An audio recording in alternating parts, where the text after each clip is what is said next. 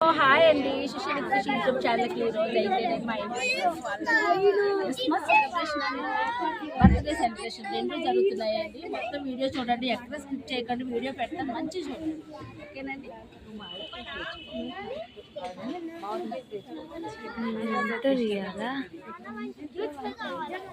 చూడండి మా కాలేజ్ వాళ్ళ ఫ్రెండ్స్ అందరూ వచ్చారా అదే ఇటు నుంచోండి. ఆజ్య ఆర్నిక దేవ ఇటు నుంచోండి, ఇటు నుంచోండి బేట, ఇటు నుంచో.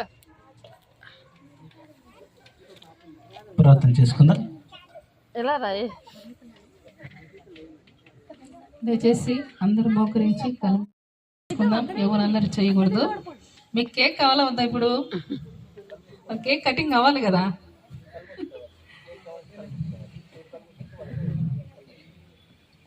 మహాపరిశుద్ధుడమైన మా తండ్రి, తనను తనకు తమ్ముని జ్ఞాపం చేసుకొని వచ్చిన కూడిన బిడ్డలందరినీ జ్ఞాపం చేసుకొని కృపతో నింపమని, మహిమా ఘనత మీరు పొందుకోమని మా ప్రభు మా రక్షకుడిని యేసుక్రీస్తునామమున ప్రార్థించి అడివేడుకుంటున్నాం మా తండ్రి. ఆమేన్. కేక్ కట్ చేస్తుండగా పాట పాడుతూ కేక్ కట్ చేద్దాం.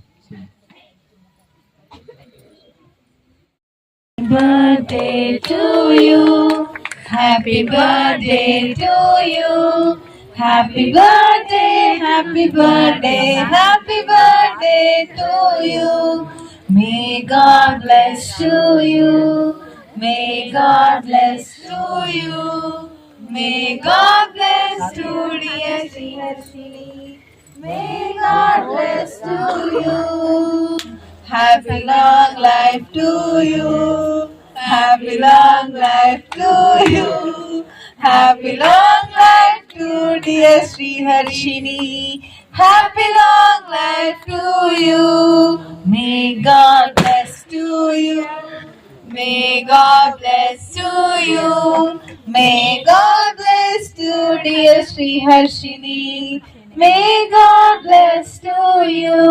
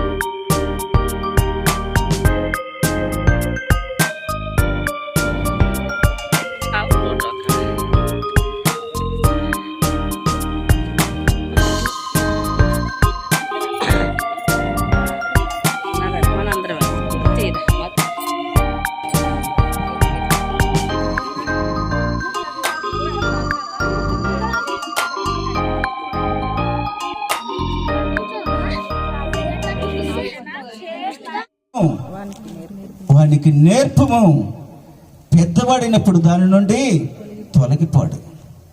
పిల్లలకు ఏమి బోధించాలి, ఏమి నేర్పించాలి, క్రమశిక్షణ నేర్పించాలి, వారు ఎలా నడుచుకోవాలో నేర్పించాలి, బాలుడు నడవలసినటువంటి మార్గం వారికి నేర్పించాలి.